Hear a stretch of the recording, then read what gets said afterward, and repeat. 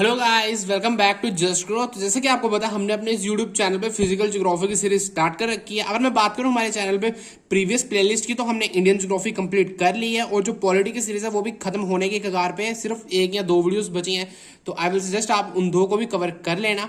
तो physical geography start करने से पहले आई विल सजेस्ट कि आप इंडियन ज्योग्राफी को अच्छे से कवर कर लेना, जिसके कारण आपको फिजिकल ज्योग्राफी अच्छे से समझ आ जाएगी। तो अगर मैं बात करूं हमारी प्रीवियस वीडियो की, तो प्रीवियस वीडियो में मैंने आपको लैटिट्यूड्स और लॉन्गिट्यूड्स के बारे में बताया था।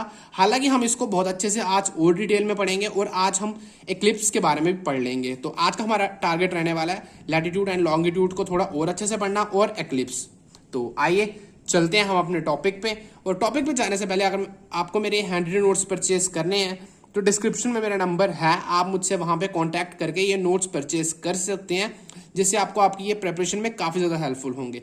ठीक है, तो चलते हैं हम अपने टॉपिक लैटिट्यूड्स एंड लॉन्गिट्यूड्स पे। तो ये रहा हमारा आज का topic, longitude and time. Latitudes and longitudes तो हमने देख लिया था, आज हम देखने वाले हैं लॉन्गिट्यूड और टाइम। काफ़ी ज़्यादा इंपॉर्टेंट टॉपिक है ये, काफ़ी ज़्यादा बच्चों को इसमें परेशानी आती है। तो आई विल सजेस्ट कि आप पेन और नोटबुक लेके बैठना। ठीक है, तो जैसे मैंने आपको कहा था, ये जो लॉन्गिट्यूडनल लाइंस होती है ना, वर्टिकल लाइंस, इसको हम नाम करते हैं, इनका नाम दिया था हमने मेरिडियन। ठीक है, places on same meridian have same local time. जो मतलब साफ तौर पे आपको मैं कहता हूँ, जैसे मतलब मैंने यहाँ पे नंबरिंग करी है 1 2 3 4, मतलब एक मेरिडियन पे 4 प्लेसेस लाई करती हैं। ठीक है, तो इन सारी जो प्लेसेस हैं, इन सारी प्लेसेस का मतलब एक ही टाइम जोन होगा। यहाँ पे पूरे प्लेसेस पे एक ही टाइम जोन होगा। यही लाइन यहाँ पे लिखी है, places on same meridians. Same meridian पे 4 प्लेसेस हैं, 1 2 3 और 4 करके, यहाँ का सेम लोकल टाइम होगा। ठीक है, अगर मैं बात करूँ अर्थ कंप्लीट 1 रेवोल्यूशन। ठीक है, तो अभी हम समझते हैं ये। तो 1 रेवोल्यूशन कंप्लीट करती है अर्थ 360 डिग्री यानी 24 आवर्स में। ठीक है, तो 15 डिग्री कितना हो रहेगा, 1 आवर की अगर मैं बात करूं, 360 डिग्री की वैल्यू अर्थ 24 आवर्स में 360 डिग्री अर्थ पूरा एक चक्कर लगा लेती है। ठीक है, और 1 आवर में कितना होता है, 15 डिग्री। ठीक है, अगर मैं बात करूं यहाँ पे 1 डिग्री की, तो ये बन जाएगा 4 मिनट। ठीक है, क्योंकि आवर्स को मैंने मिनट्स में कन्वर्ट कर लिया। ठीक है, 1 आवर इक्वल टू 60 मिनट्स, जितना होता है 15 इंटू 4 से होता है 60। तो 1 डिग्री पे कितना डिफरेंस आएगा हमें, 4 मिनट का। ठीक है, सेम यही मैंने यहाँ पे लिखा हुआ है, आप देख सकते हैं, मैंने बहुत क्लियरली लिखा है।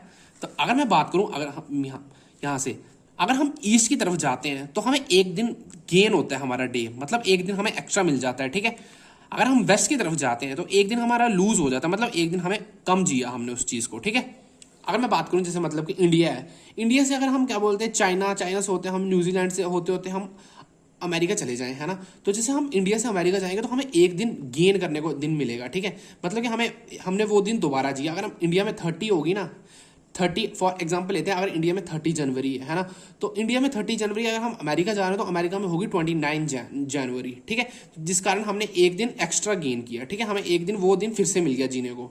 ठीक है, तो ये था हमारा पूरा डिफरेंस इसके में क्योंकि काफ़ी ज़्यादा इंपॉर्टेंट टॉपिक है ये, और काफ़ी ज़्यादा बच्चे कंफ्यूज रहते हैं इस चीज़ में। ठीक है, और अगर हम वेस्ट की तरफ चलेंगे, मतलब और हमने एक दिन कम हुआ, जैसे लंदन वगैरह में यहाँ पे चलेंगे तो हमने एक दिन कम जिया इसके कंपैरेटिव। ठीक है, तो चलते हैं हम आगे। इफ नून, अगर बात करें हम लंदन में, ठीक है, अगर जैसे मैंने आपको ये ऊपर लिखा है कि 1 डिग्री पे कितना डिफरेंस आता है टाइम में, तो 4 मिनट। ठीक है, इस चीज़ को हमें याद रखना। ठीक है, तो 1 डिग्री पे आता है 4 मिनट का, तो 15 डिग्री ईस्ट पे क्या होगा, तो अगर 1 डिग्री पे आता है 4 मिनट का, तो 15 इंटू 4 कितना होता है, 60। तो आंसर रहेगा इसका 60 मिनट यानी 1 आवर। ठीक है, ये एक चीज काफी ज्यादा इंपॉर्टेंट और कंफ्यूजिंग टॉपिक है ये, कि बहुत आपने देखा होगा कि एक कंट्री में बहुत ज्यादा टाइम जोन होते हैं। आप मुझे कमेंट सेक्शन में बताना है कि सबसे ज्यादा टाइम जोन किस कंट्री की है। ठीक है, चलते हैं हम आगे। Many local times with in 1 country. ठीक है, a particular meridian is chosen, standard time line generally multiple of 15 या 7.5। अब हम बात करें अगर इंडिया की, तो इंडिया में मतलब इंडिया बहुत बड़ा है। ठीक है, तो इंडिया का आप देख सकते हैं जो ईस्ट टू वेस्ट एक्सटेंट है वो काफ़ी ज़्यादा बड़ा है। ठीक है, तो वहाँ पे इंडिया में तो 2-4 टाइम जोन होने चाहिए थे इस हिसाब से। तो इंडिया में तो बेसिकली हम एक ही टाइम जोन फॉलो करते हैं। ठीक है, तो आप मुझे कॉमेंट सेक्शन में बताना कि वो जो टाइम जोन है वो कहाँ किस स्टेट से पास करता है। ठीक है, इंडियन स्टैंडर्ड टाइम लाइन। ठीक है, तो अगर मैं बात करूँ, ये जनरली जो कंट्री इसको डिसाइड किस बेसिस पे करती है, ये बेसिकली 7.5 या 15 का मल्टीपल होता है। ठीक है, आगे देख लेते हैं। East to west dimension, large number of time zones, जैसे मतलब ईस्ट टू वेस्ट डायमेंशन किसकी ज्यादा है ना, तो उसमें बहुत ज्यादा टाइम जोन्स होते हैं, ठीक है। अगर किसी की नॉर्थ टू साउथ डायमेंशन है तो उसमें लार्ज यानी less number of time zone होते हैं, ठीक है। अगर किसी की ऐसी डायमेंशन इस कंट्री की ज्यादा है तो वहां पे हालांकि ज्यादा टाइम जोन्स हमें देखने को मिलते हैं, नंबर ऑफ टाइम जोन्स। अगर मैं बात करूं रशिया की, तो रशिया की अगर आप हम देख सकते हैं कि ईस्ट टू वेस्ट डायमेंशन है वो काफी ज्यादा है, ठीक है। तो हमें रशिया में देखने को मिलते हैं 11 टाइम जोन्स, यूएसए में देखने को मिलते हैं 9 टाइम जोन, और ऑस्ट्रेलिया में देखने को मिलते हैं 3 टाइम जोन्स। अगर मैं बात करूं किसी का नॉर्थ टू साउथ एक्सटेंशन बहुत ज्यादा है, फॉर एग्जाम्पल की अगर हम बात करें तो एग्जाम्पल ले लेते हैं हम इसका इंडिया में, जैसे कि हमें पता है कि एक ही टाइम जोन फॉलो किया जाता है जो कि है 82.5 डिग्री ईस्ट। आप मुझे बताना 7:30 में 82.5 डिग्री आता है या नहीं आता है, ठीक है। जो कि अहेड है, मतलब ग्रीनविच मेरिडियन जो कि लंदन से पास करता है, हम उससे कितनी आगे में, हम उससे हैं 5 घंटे और 30 मिनट आगे हैं हम, ठीक है, ग्रीनविच मेरिडियन, ठीक है। तो चलते हैं हम अपने नेक्स्ट पेज पे, और इसी के साथ आज हम डिफरेंस भी देख लेते हैं इसी के साथ साथ न्यू मून और फुल मून के बारे में, ठीक है। न्यू मून, अमावस्या का मून को क्या कहते हैं, अमावस्या के दिन रात जो मून होता है अमावस्या के उस टाइम के मून को कहते हैं हम न्यू मून, और जो पूर्णिमा के टाइम मून हमें देखने को मिलता है उसको हम कहते हैं फुल मून, ठीक है। तो देख लेते हैं अमावस्या के टाइम का क्या हिसाब किताब होता है। एग्जाम्पल ले लो आप, जैसे फॉर एग्जाम्पल की कंडीशन उस दिन की क्या होती है, ठीक है। कंडीशन बता देता हूँ आपको, ये अर्थ रहा हमारा, ये मून, और ये रहा सन। जो सन की जो मून है ना, ये है ना, सन की मतलब लाइट अर्थ मून के एक साइड पड़ती है, इस फेस पे पड़ती है, जिसके कारण ये एक साइड मून की ब्राइटर हो जाती है, और मून का जो पीछे वाला पार्ट है जो हमें अर्थ से विजिबल होता है तो वो डार्कर हो जाता है, इसलिए हमें उस दिन मून की डार्क फेस देखने को मिलता है अमावस्या की रात यानी न्यू मून पे, ठीक है। और अगर मैं बात करूं इसी के साथ फुल मून पे, तो आपने देखा होगा फुल मून पे बहुत ज्यादा मतलब चांद ऐसे बहुत ज्यादा चमकता दिखता है हमें, ठीक है। अब देख लेते हैं इसके बारे में। ये तो रही कंडीशन, नॉर्मल कंडीशन जी, यानी कि मून जो है वो अर्थ के इर्द गिर्द घूमता है, ठीक है। तो आप देख लेते हैं क्या क्या होता है इसमें। एग्जाम्पल देखो कंडीशन इसकी, ये रहा अर्थ, ये रहा सन, और ये रहा मून। जो सन की शेडो है ना, सन की जो लाइट है वो मून पे यहाँ पे पड़ती है, और मून की ये जो हमें उस दिन शेडो वाला एरिया नहीं दिखता है, हमें दिखता है मून का ये जो ब्राइटर साइड है। इसी कारण उस दिन आप देखना क्या बोलते हैं, जो पूर्णिमा के दिन होता है वो चांद बहुत ज्यादा चमक रहा होता है उस दिन, ठीक है। When the entire side of the moon lit up, ठीक है, वही सेम चीज लिखी है, उस दिन हमें मून काफी ज्यादा मतलब चमकता धमकता दिखता है, ठीक है। अगर हम न्यू मून को थोड़ा सा स्टडी कर लेते हैं, occurs when the moon is between earth and sun, ये देख ले सकते हैं आप, when the moon is between earth and sun, ठीक है। Thus the side of moon that is in the shadow face the earth, मतलब उस दिन जो न्यू मून होता है ना, जो मून की शेडो फेस होती है वो अर्थ के साइड होती है, ठीक है। डज नॉट रिसीव सनलाइट, और ये जो मून की शेडो फेस है ना, यहाँ पे कोई सनलाइट नहीं पड़ती है, जिस कारण अर्थ में उस दिन हमें थोड़ा डार्क दिखता है, ठीक है।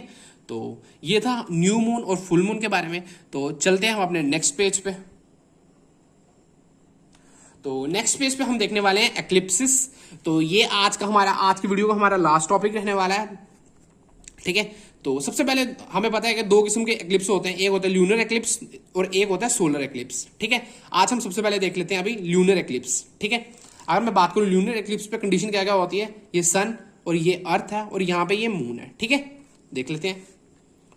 Occurs only on a full moon day, मैंने पीछे आपको बताया कि फुल मून और न्यू मून कौन सा होता है, ठीक है। फुल मून वाले डे हमें देखने को मिलता है, ये फुल मून यानी पूर्णिमा वाले के दिन हमें देखने को मिलता है ये, ठीक है। Occurs on a full moon day. Next point देख लेते हैं, when the earth comes in between sun and moon, जब अर्थ देख सकते हैं आप, जब धरती किसके बीच में आती है, सन और मून के बीच में, ठीक है। तब हमें देखने को कौन सा मिलता है, ल्यूनर एक्लिप्स, ठीक है।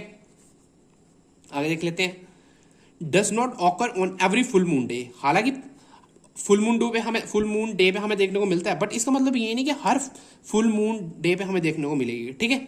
ये इसकी एक्सेप्शन है, ठीक है। The plane of the moon's orbit tilted 5% with respect to the earth, मतलब उस दिन क्या होता है कि मून का जो ऑर्बिट है वो 5% मतलब अर्थ की तरफ टिल्टेड रहता है, ठीक है। कैन लास्ट अप टू, ये जो ल्यूनर एक्लिप्स है ना, इसका अगर हम टाइम की बात करें, ये कितनी देर तक हमें देखने को मिलता है, 40 मिनट्स तक, ठीक है। Does not become completely dark, मतलब कंप्लीटली डार्क नहीं रहता है, बट बिकम्स रेडिश हो जाता है उस टाइम पे, ठीक है, थोड़ा बहुत। लीस्ट बिकॉज रेड हमें पता है रेडिश क्यों होता है, क्योंकि रेड लीस्ट स्कैटर्ड कलर है। हालांकि हम इसको फिजिक्स में बहुत अच्छे से पढ़ेंगे, ठीक है, विब्योर करके, ठीक है, वेवलेंथ वगैरह, फ्रीक्वेंसी वगैरह, कलर्स की, ठीक है। वही चीज मैंने बताई आपको विब्योर करके, ठीक है। इसको हम फिजिक्स में बहुत अच्छे से पढ़ेंगे, ठीक है। आगे देख लेते हैं। अब बात करते हैं हम सोलर एक्लिप्स की। ल्यूनर एक्लिप्स तो हमने देख लिया ऊपर के सन साइड पे है, बीच में अर्थ है और एक साइड मून है, ठीक है। अभी यहाँ पे देखते हैं क्या होता है, यहाँ पे होता है एक साइड सन है, बीच में आता है मून, ठीक है, और यहाँ पे आती है अर्थ। आगे देख लेते हैं ल्यूनर एक्लिप्स कब देखने को मिलता है, occurs on a new moon day, ठीक है। सोलर एक्लिप्स का हमें कब देखने को मिलता है, occurs on a new moon day. अब देख लेते हैं न्यू मून डे के बारे में और अच्छे से, इसके सोलर एक्लिप्स के बारे में। When moon comes between earth and sun, जैसा कि आप डायग्राम में देख सकते हैं, जबकि मून बीच में आ जाता है किसके, अर्थ और सन के। Not on every new moon day, same as it is, जैसे ल्यूनर एक्लिप्स है वो हर फुल मून डे पे नहीं हमें देखने को मिलता है, उसी तरह सोलर एक्लिप्स भी हमें हर एक न्यू मून डे पे देखने को नहीं मिलता है, ठीक है। ड्यू टू इंक्लिनेशन है ये, ठीक है। आगे देख लेते हैं of moons orbit can be partial और टोटल, ठीक है। ये सेम टू सेम आप डायग्राम है, इस चीज को आप याद रखना। अगर मैं बात करूं एग्जामिनेशन पॉइंट ऑफ व्यू की, तो एग्जामिनेशन पॉइंट ऑफ व्यू से आपको सिर्फ इतना पूछेंगे कि जो ल्यूनर एक्लिप्स है उसमें सन, मून और अर्थ की पोजीशन क्या होती है। तो आई विल सजेस्ट आप इनकी पोजीशंस याद रखना इंस्टेड ऑफ ये थ्योरी, ठीक है। तो अगर हम बात करें ल्यूनर एक्लिप्स की पोजीशन, तो ल्यूनर एक्लिप्स की पोजीशन में बीच में कौन आता है, बीच में आती है अर्थ। और सोलर एक्लिप्स की बात करें तो बीच में हमें देखने को मिलता है मून। तो आज की वीडियो में बस इतना ही। आई होप सो आपको आज की मेरी वीडियो इन्फॉर्मेटिव लगी होगी। तो अगर आपको कोई भी डाउट होगा तो आप कमेंट सेक्शन में अपना डाउट पूछ सकते हैं, तो मैं जल्द से जल्द उस डाउट को रिप्लाई करूंगा, ठीक है। तो अगर मैं बात करूं हमारी नेक्स्ट वीडियो किस पे रहने वाली है, तो नेक्स्ट वीडियो हमारी रहेगी टाइड्स पे, ठीक है। थैंक यू, जय हिंद।